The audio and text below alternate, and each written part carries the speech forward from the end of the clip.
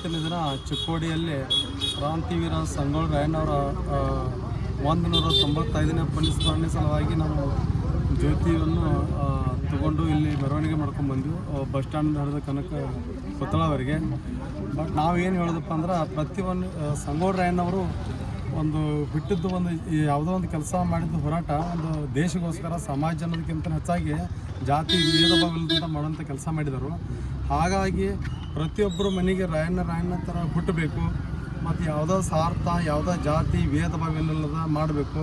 ಇವಾಗ ನಾವು ಅದರಿಂದ ನಮಗೂ ಒಂದು ಕೆಟ್ಟದ ತ್ರಾಸಾಗುತ್ತೆ. ಯಾಕಂದ್ರೆ ಒಂದು ಸಮಾಜದಲ್ಲಿ ಗಲ್ಲಿಗೇರಿಸೋಂಥ ದಿವಸ ಇವತ್ತು ಹುಟ್ಟಾತ್ಮ ದಿವಸ ಅದು ನಮಗೂ ಒಂದು ಆತ್ಮಕ ಅದು ದೇವರು ಋಣ ಅವ್ರ ಮ್ಯಾಗ ಯಾವತ್ತೂ ಇರಲ್ಲ. ನಮ್ಮ ಬೀರ್ ದೇವರು ಕೃಷಿದವರು ಅರಣ್ಯಸಿದ್ಧ ಮಲಕರ ಸಿದ್ದೇಶ್ವರ ಅವ್ರು ಯಾವತ್ತೂ ಅವ್ರ ಮ್ಯಾಗ ಆಶೀರ್ವಾದ ಇರಲಿಲ್ಲ ಅಂಥೇಳಿ ನಾವು ಸಂಘಟನೆಯಿಂದ ಕರ್ನಾಟಕ ರಾಜ್ಯ ಕುರುಬರ ಸಂಘದ ಅಧ್ಯಕ್ಷರು ಸಂತೋಷ್ ಪೂಜಾರಿ ಅಂಥೇಳಿ ಹೇಳ್ತೀವಿ.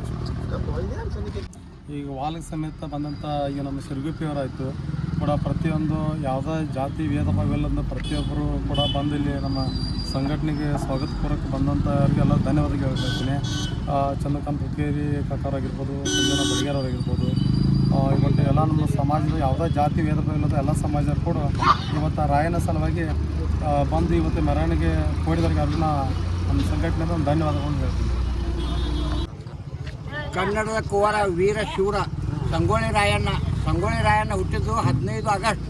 ಭಾರತಕ್ಕೆ ಸ್ವತಂತ್ರ 15 ಆಗಸ್ಟ್. ಅದರ ಪ್ರಕಾರ ಇಂದು 26 ಜನವರಿ ಅವ್ರಿಗೆ ಗಲ್ಲಿಗೇರಿಸಿದ್ರು. ಅದು ಮೋಸ ಮಾಡಿ ಗಲ್ಲಿಗೇರಿಸಿದ್ರು. ಅದು ಹುಲಿ ಇತ್ತು. ಅದು ಹುಲಿನ ಏನು ಮಾಡಿರಿ ಜಾಳಿಗೆ ಹಾಕಿ ಅದನ್ನು ಮೋಸ ಮಾಡಿ ಹಿಡಿದ್ರಲ್ಲ. ಇಲ್ಲ ಯಾರಿಂದು ಸಾಧ್ಯ ಇಲ್ಲ ಅಂಥ ಹುಲಿ ಕಳ್ಕೊಂಡಂತ ನಮ್ಮ ನಾಡು ಇವತ್ತು 26 ಜನವರಿಗೆ ಅವ್ರು ಹುತಾತ್ಮರಾದ ಕಾರಣ ಸಂತೋಷ್ ಪೂಜಾರಿ ಹಾಗೂ ಸಂಜು ಬಡಿಗೇರ್ ನೇತೃತ್ವದೊಳಗೆ ಇವತ್ತು ಬಸ್ ಸ್ಟ್ಯಾಂಡ್ದಿಂದ ಹಿಡ್ಕೊಂಡು ಪಂಜಿನ ಮೆರವಣಿಗೆ ಮಾಡಿದ್ರು. ಬಸ್ ಸ್ಟ್ಯಾಂಡ್ ಹಿಡ್ಕೊಂಡ ಸೋಮವಾರಪೇಟ ಗುರುವಾರಪೇಟೆಯಿಂದ ಹಾಕಿ ಇದಕ್ಕೆ ರಾಯಣ್ಣನ ಪುತ್ಥಳಿವರೆಗೆ ಪಂಜಿನ ಮೆರವಣಿಗೆ ಮಾಡಿ ಒಂದು ಇತಿಹಾಸ ಚಿಕ್ಕೋಡಿ ನಿರ್ಮಾಣ ಆಯಿತು. ಸಂಗೊಳ್ಳಿ ರಾಯಣ್ಣ ಯಾವಾಗಲೂ ಅಜಮಾಮರ ಇರ್ತಾರೋ, ಜಾತ್ಯತೀತ ವ್ಯಕ್ತಿ ಅವರು, ಅಗ್ದಿ ನೇತಿನ ಬಂಟ್ರವರು, ರಾಣಿ ಚೆನ್ನಮ್ಮನ ಸಂಘಟ ಕೆಲಸ ಮಾಡಿ ಸ್ವಾತಂತ್ರ್ಯಕ್ಕಾಗಿ ಹೋರಾಟ ಮರಣ ಹೊಂದಿದಂಥ ವೀರ ಶೂರ ಅಂತ ಇಷ್ಟಪಡ್ತೀವಿ.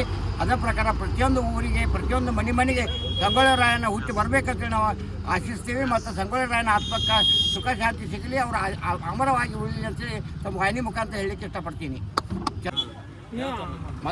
ವೀರ ಶೀರ ಸಂಗೊಳ್ಳಿ ರಾಯಣ್ಣವರ ಇವತ್ತು ಹುತಾತ್ಮ ದಿನ ಇರೋದ್ರಿಂದ ಇವತ್ತು ಆತ್ಮಜ್ಯೋತಿ ಮೆರವಣಿಗೆ ಮುಖಾಂತರ ಇವತ್ತು ಹುತಾತ್ಮ ದಿನ ಆಚರಣೆ ಮಾಡಿದ್ದೀವಿ.